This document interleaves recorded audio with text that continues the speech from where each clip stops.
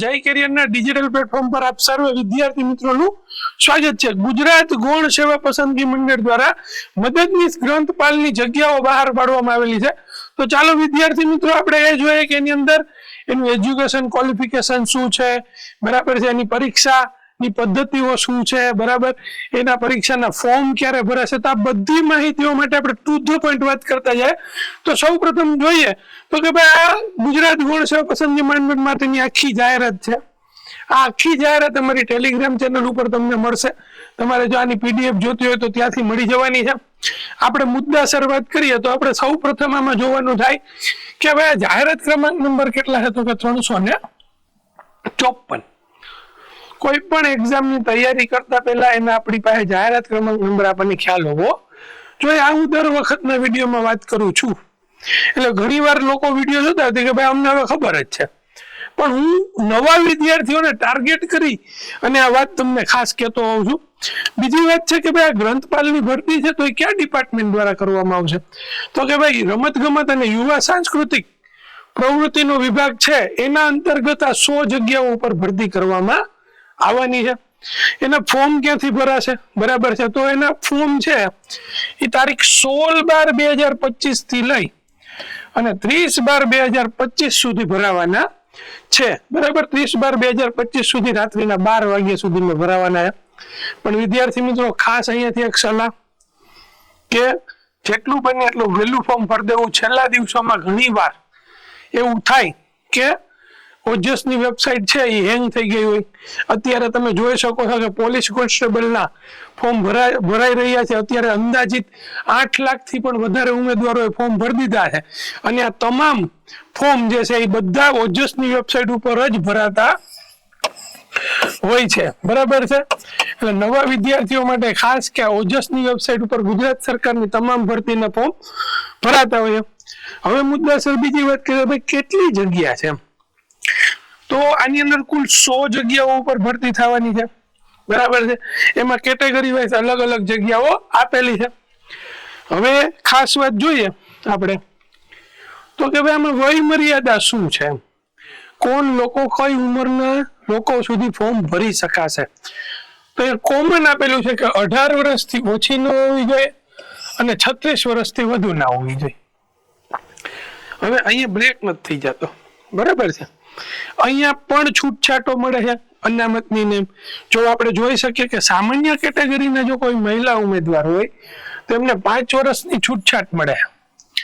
અનામત કેટેગરીને એટલે EWS, OBC, SC, ST એ પુરુષ ઉમેદવારને 5 વર્ષની છૂટછાટ, બરાબર। અનામત કેટેગરીના મહિલા ઉમેદવાર, બરાબર, એટલે ઓબીસી, ઈડબ્લ્યુએસ, એસસી, એસટી એને 10 વર્ષની છૂટછાટ મળે, બરાબર। પછી દિવ્યાંગતા ધરાવતાને 10 વર્ષની છે, દિવ્યાંગતા ધરાવતા મહિલાઓને 15 વર્ષની છે, અનામત કેટેગરીના પુરુષ ઉમેદવારને 15 વર્ષની છે, અનામત કેટેગરીની દિવ્યાંગતા ધરાવતા ઉમેદવારોને 20 વર્ષની છે અને માજી સૈનિક હોય એમને 3 વર્ષની છૂટછાટ છે। પણ અહીં ખાસ વાત લખેલું છે કે અમુકમાં એવું લખેલું છે કે 41 વર્ષથી વધારે ના હોવા જોઈએ અને અમુકમાં 45 વર્ષથી વધુ ઉંમર થવી જોઈએ નહીં।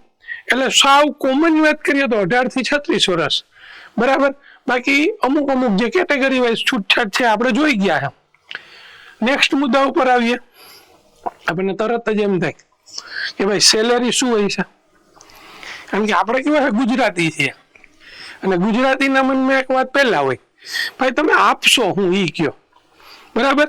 પણ મારા વિદ્યાર્થી મિત્રો અને ઉમેદવારો ગવર્મેન્ટ જોબની અંદર તમારે અત્યારે સેલેરી જોવાની જ નથી, બરાબર છે, કારણ કે ગવર્મેન્ટ જોબની અંદર તમારી જેમ ઉંમર વધતી જાય એમ સેલેરી વધતી જાય, બરાબર। અત્યારે તમારી પાસે મોકો હોય તો મહેનત કરી લેવાની થાય છે ખાસ કરીને, તો આપણે જોઈએ ભાઈ તોય છતાં આપણે જોવું તો પડે છે, આપણે રહીએ નહીં તો ભાઈ પ્રથમ 5 વર્ષ માટે કેટલો પગાર રહેશે ભાઈ, 26,000 રૂપિયા પગાર રહેવાનો છે, બરાબર છે। ત્યારબાદ જે ઠરાવ મુજબના લાભ મળવા પાત્ર છે 25,500 થી લઈને 81,100, બરાબર, આ તમને પગાર મળવાનો છે। હવે મહત્વની બીજી વાત કરી દે ભાઈ શૈક્ષણિક લાયકાત, ઘણા બધા લોકો વિચારતા કે ભાઈ આમાં શૈક્ષણિક લાયકાત શું હોય છે, તો ખાસ કરીને એની અંદર શૈક્ષણિક લાયકાત આપેલી છે bachelor degree in library and information science અથવા લાઇબ્રેરી સાયન્સમાં જેમની પાસે બેચલર ડિગ્રી છે, બરાબર છે, જેમને એની અંદર ડિગ્રી મેળવેલી છે, ગ્રેજ્યુએટ થયા છે, એ લોકો માટે જ આ ખાસ ભરતી છે. એટલે મારા વાલા વિદ્યાર્થી મિત્રો, જે કોઈ લોકોએ તમારા ધ્યાનમાં હોય કે ભાઈ જે હોય library science, library information technology, આ ઇન્ફોર્મેશન સાયન્સ, બરાબર છે, એની અંદર જે કોઈ ગ્રેજ્યુએશન કરેલું હોય એ લોકોને આ વિડીયો તરત જ શેર કરી દો, જેથી કરીને એમને ખ્યાલ આવે ને એ પણ પોતાની ઉમેદવારી નોંધાવી શકે. અને આ વિદ્યાર્થી મિત્રો, આંગળી ચિંતાનું પુણ્ય છે, બરાબર. જો એને ખબર પડી ગઈ ને એને મહેનત કરી લીધી ને લાગી ગયું, તો આ જીવન યાદ રાખશે કે તે મને ફોન કર્યો હતો, બરાબર છે, તે મને ફોન કર્યો હતો. મારો વિડીયો એને એટલા માટે શેર કરી દેજો કે એને પ્રોપર ખબર પડી જાય, બરાબર.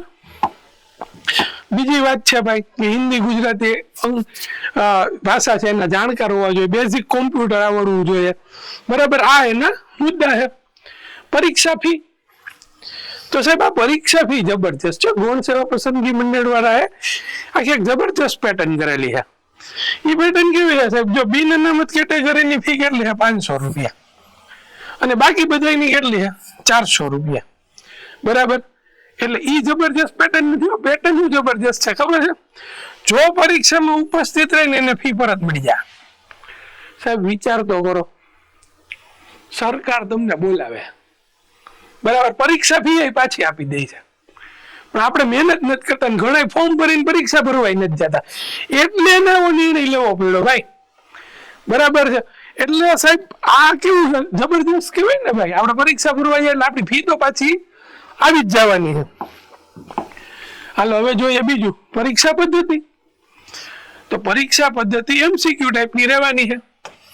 જો અહીંયા લખેલું જ છે, એક પ્રશ્ન 4 જવાબ, બરાબર છે. પછી કોમ્પ્યુટર બેઝ ટેસ્ટ લે, CBRT, અહીંયા લખ્યું CBRT અથવા OMR, બરાબર. આ સ્પર્ધાત્મક પરીક્ષા લેવાશે. અત્યારે આ બેમાંથી કોઈ પણ લેવાઈ શકે, પણ તમારે CBRT સમજવાનું, કારણ કે આની અંદર ઉમેદવારોની સંખ્યા એવડી મોટી હોતી નથી. હવે જોઈએ તો કે ભાઈ પરીક્ષા પાર્ટ A ને પાર્ટ B એમ 2 ભાગમાં લેવામાં આવશે. જો વિદ્યાર્થી મિત્રો, આ આપણે મેન વાત આમાં જોવાની છે, પાર્ટ A ને પાર્ટ B શું કામ છૂટા પાડ્યા? તો સાહેબ આ પાર્ટ A અને પાર્ટ B એટલા માટે છૂટા પાડેલા છે કે આમાંથી તમારે 40% લેવા કમ્પલસરી છે. કેટલા? 40%. અને આમાંથી 40% લેવા કમ્પલસરી છે. હવે માની લો કે 40% ના કેટલા થાય? તો કે 24. 60 ના 40% 24 માર્ક થાય, અને 150 ના 40% 60 માર્ક થાય. હવે આ બે નો આપણે ટોટલ કરીએ તો કેટલા આવે? 84 માર્ક લેવા પડે, બરાબર છે. 84 માર્ક લ્યો છો તો તમે પાસ થઈ જાવ છો, બરાબર છે. પણ પાછી અમે એક શરત એવી રાખેલી છે કે જગ્યાના 2 ગણા ઉમેદવારોને વેરિફિકેશનમાં બોલાવવામાં આવશે, એટલે મેરિટ બાર પડશે. એટલે તમારે મેક્સિમમ માર્ક ખેંચવા પડે, મેરિટ બાર પડે એટલે, બરાબર છે. બીજો મુદ્દો હવે ફરીથી સમજાવી દઉં કે 150 માર્ક છે તમને, એમાંથી તમને 130 માર્ક આવ્યા, બરાબર છે. લેવાના કેટલા છે? 84. પણ જો આ 24 માર્ક છે એની જગ્યાએ તમને 22 આવ્યા. કેટલા? 22 આવ્યા. અને તમારો ટોટલ છે 152, તો એ તમે પાસ નથી. પણ જો ઓલાને 84 છે તો એ પાસ છે. એટલે સાહેબ આ પાર્ટ A ને પાર્ટ B માં કેવું કરવું પડે? 40% માર્ક તમારે કમ્પલસરી લેવા પડે અને એ પ્રમાણે મહેનત કરવી પડે. એટલે તમારા માટે આ બે વિષય કેવા થઈ જાય ભાઈ? ખૂબ જ મહત્વના. હવે બીજું બધું તમે એમ કહો કે આ બધું તમે સમજાવી દીધું, મને અમને સમજાવી દીધું, પણ અમે લાઇબ્રેરી સાયન્સ કર્યું, મેથ્સ રીઝનિંગ શીખ્યા નથી, બંધારણ વિશે અમને ખબર નથી. તો ભાઈ અમે તમારા માટે સ્પેશિયલ કોર્સ લઈ આવ્યા છીએ, બરાબર છે. આ સ્પેશિયલ કોર્સ છે તમારા માટે, એ પણ જોવું, બરાબર છે. મેં તમને વાત કરી દીધી એમ, બરાબર. એ સ્પેશિયલ કોર્સની અંદર તમને મેથ્સ મળી જાય, રીઝનિંગ મળી જાય, સાંભળજો, બંધારણ મળી જાય. દર મહિને તમને કરંટ અફેરની PDF મળી જવાની છે. પછી ગુજરાતી અને અંગ્રેજી કોમ્પ્રિહેન્શનના વિડીયો લેક્ચર પણ મળી જાય, બરાબર. આ બેને તો મળશે જ.